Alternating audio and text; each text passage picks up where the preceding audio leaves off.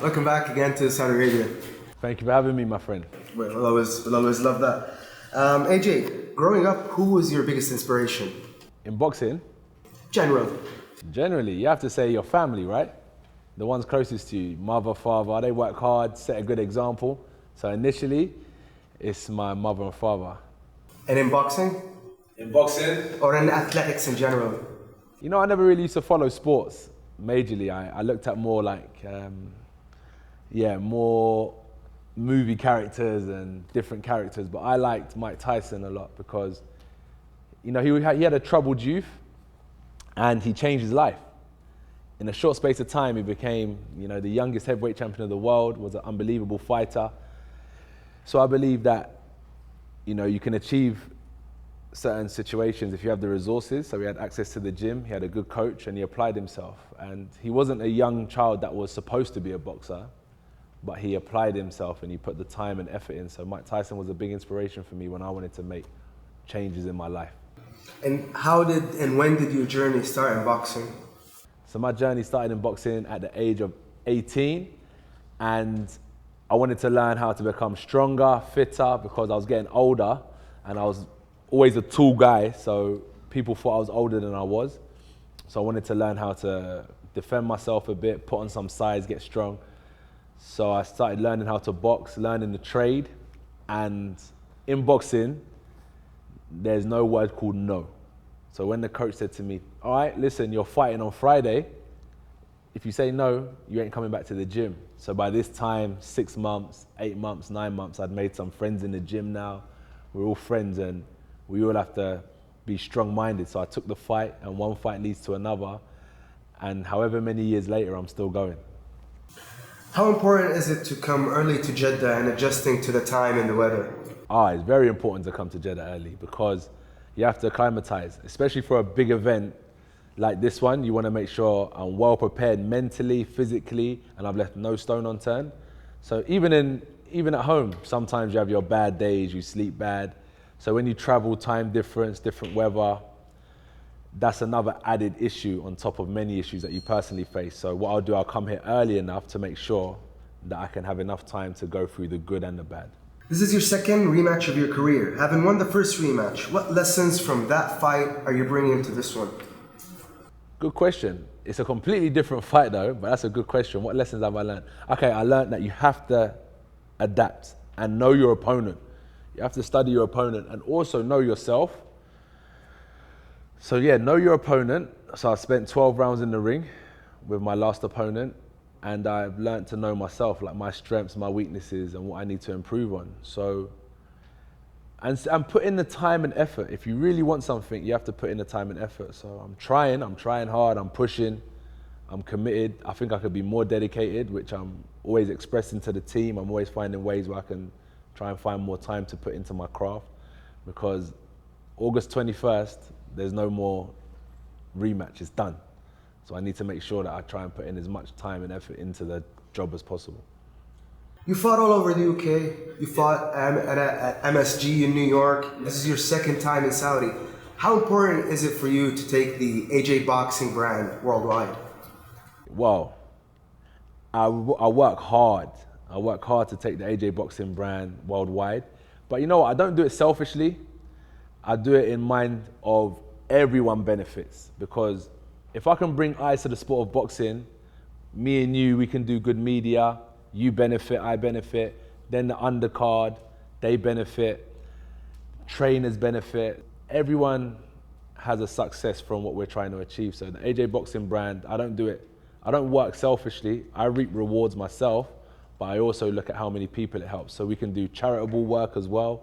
From the success that we have taken AJ Boxing to the world, we can go out and help many people. So it's a blessing to take it to the world, and it's a blessing what we can do to help others through taking it to the world.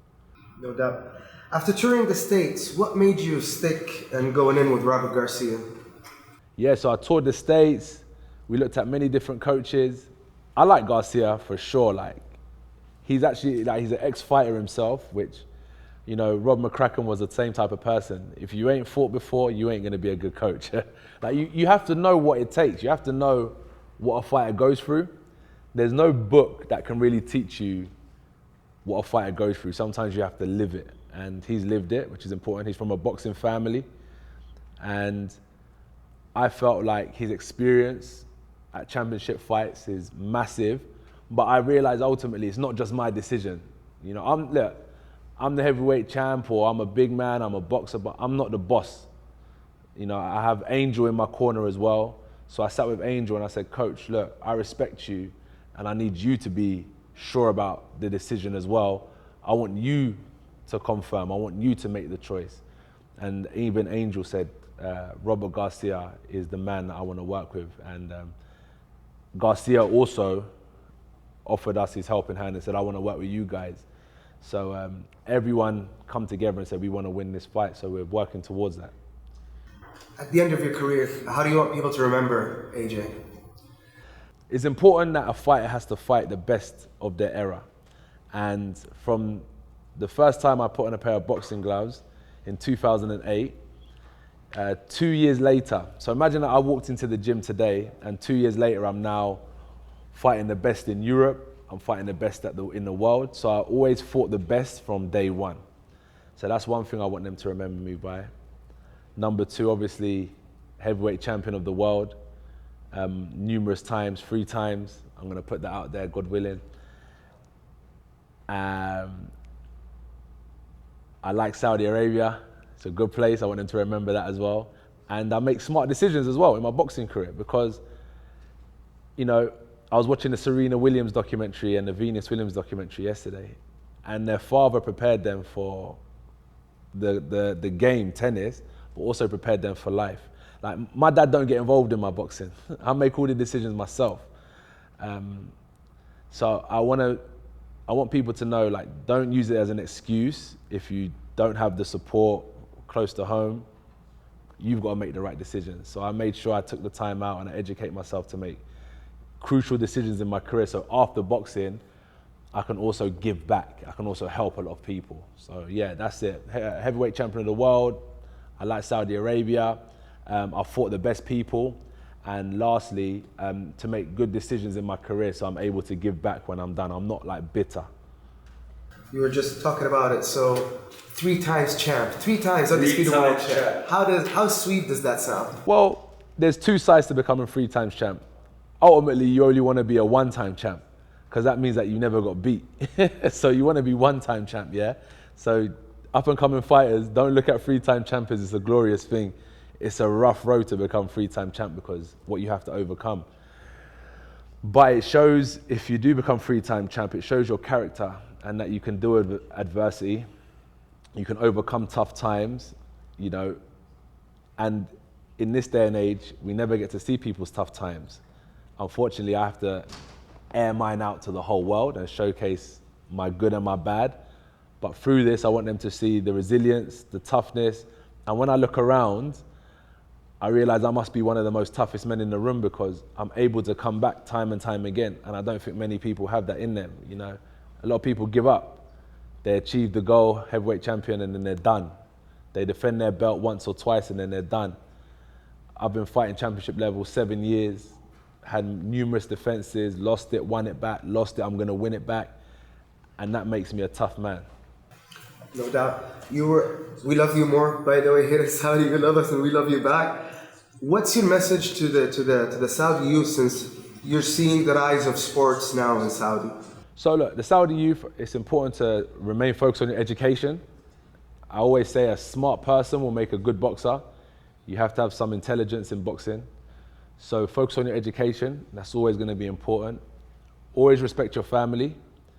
You know, some people may not believe in the boxing dream. Like, my family didn't really understand. When I said I want to be a boxer, they're like, huh? Boxing? What rubbish is boxing? Forget that. But it also helps with your mental health, your lifestyle. When you're getting up early in the morning, you're beating people to the gym. You're the first one in there, 7 a.m., 6 a.m., or whatever time you're getting training. You start feeling that you can achieve something. You can measure your own growth. Your growth isn't subject to someone's opinion. You're working for yourself. So you start becoming an entrepreneur in the gym, and that can lead to growth in business as well. So I would say sports is amazing. Boxing is definitely amazing for competition if you like that kind of competition. but also look at boxing as a way of helping your lifestyle away from the ring. Outside of the ring, it can definitely help you as a person.